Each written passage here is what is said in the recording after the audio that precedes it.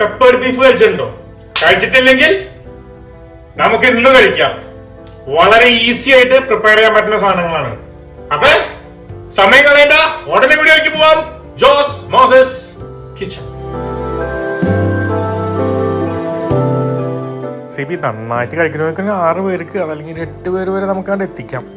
അതിന് വേണ്ടിയിട്ട് തക്കാളി ഒരു 300 ഗ്രാം, കുറച്ച് തൈം, ഡ്രൈ ആയാലും ഏതായാലും കുഴപ്പം, നല്ല എരിവുള്ള മുളക് ഒരു 3 എണ്ണം, വെളുത്തുള്ളി 1 എണ്ണം, പിന്നെ സബോള പകുതി, പെപ്പർ, അതെല്ലാം ഒരു ബ്ലെൻഡറിലേക്ക് ഇട്ട് ഫൈനായിട്ട് പേസ്റ്റ് അടിക്കുക. ആദ്യം തക്കാളി ഇടുക, അപ്പോൾ എളുപ്പത്തിൽ അടിച്ചു പോയി നല്ല ഫൈനായിട്ട് പേസ്റ്റായി.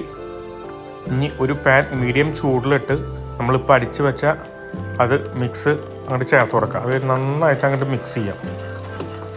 അത് കഴിഞ്ഞാൽ അതവിടെ കിടന്ന് തിളച്ച് നല്ല തിക്കാവട്ടെ. ഇടയ്ക്കിടയ്ക്ക് ഇളക്കി കൊടുക്കണം കേട്ടോ, അതല്ലെങ്കിൽ ഇത് അടിയിൽ പിടിക്കും, സൂക്ഷിക്കണം. നല്ല തിക്കായി കഴിഞ്ഞാൽ സൈഡിലേക്കാണ്ട് വെച്ചേക്കാം.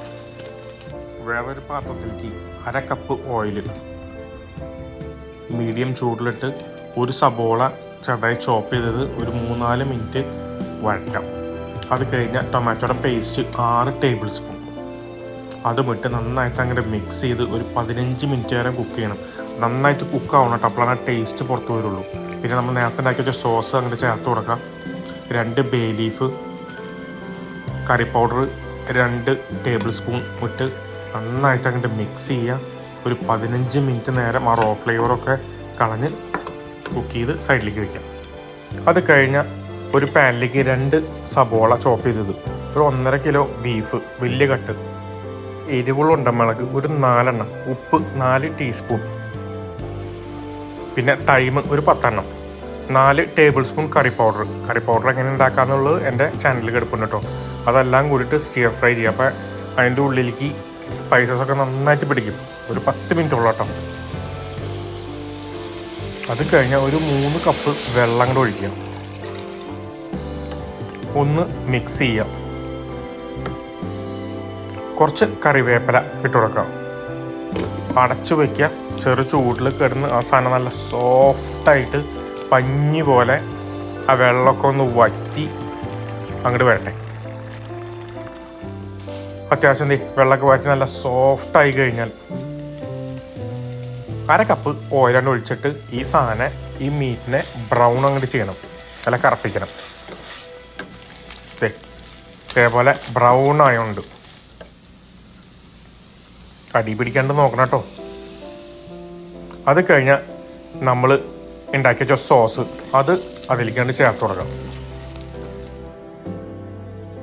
പിന്നെ അണിയൻ റിങ്സ് 2 എണ്ണം, 2 സബോള കേട്ടോ, ഒരു റെഡ് പെപ്പർ ഡൈസ് ചെയ്തത്, 1/2 കപ്പ് സ്പ്രിംഗ് ഓണിയൻ, കുറച്ച് കറിവേപ്പില, ഇതെല്ലാം കൂടി അങ്ങോട്ട് ഇട്ട് കുറച്ച് ഉപ്പും ഇട്ട് 1 മിനിറ്റ് നേരം അത് മിക്സ് ചെയ്ത് അങ്ങോട്ട് കുക്ക് ചെയ്യുക. 1 മിനിറ്റ് മതി കേട്ടോ, അതിനും കൂടുതൽ കുക്ക് ചെയ്യരുത്. അപ്പം ആ സബോളയ്ക്ക് ഒരു കടിയും സ്പ്രിംഗ് ഓണിയനും എല്ലാത്തിൻ്റെ ഒരു ഫ്ലേവർ നന്നായിട്ട് കിട്ടും. തീ അങ്ങോട്ട് ഓഫ് ചെയ്തേക്കാം. ഇതേപോലുള്ള ബീഫ് റെഡിയാണ്. അപ്പൊ നമ്മുടെ ആഫ്രിക്കൻ പെപ്പർ ബീഫ് റെഡി ആയിട്ട് വളരെ ഈസി ഉണ്ടാക്കാനായിട്ട്.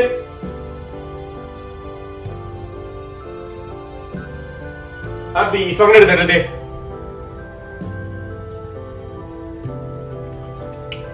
ആസ്വദിച്ചാണ് കഴിച്ചേക്കണം, ഒന്നും നോക്കണമില്ല, ആസ്വദിച്ചു. അപ്പൊ മറക്കല്ലേ ഒന്ന് സബ്സ്ക്രൈബ് ചെയ്യാൻ. Okay, by.